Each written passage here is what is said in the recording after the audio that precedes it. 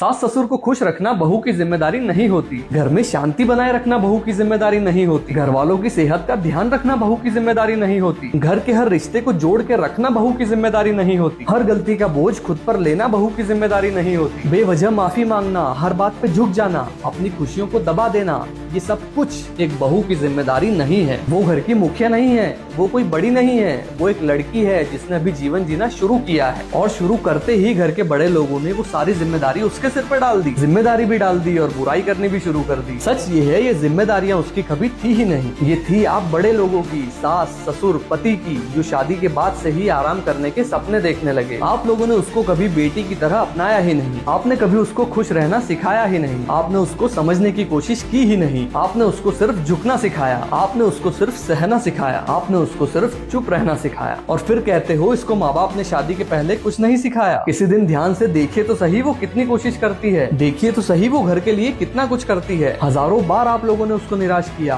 फिर भी वो कोशिश करती रहती है। इसलिए उस पे उंगली उठाने से पहले, उसकी बुराई करने से पहले, तुम हमारे लिए करती क्या हो ये बोलने से पहले ये सोचिए कि आपने उस बच्चे के लिए कभी क्या किया।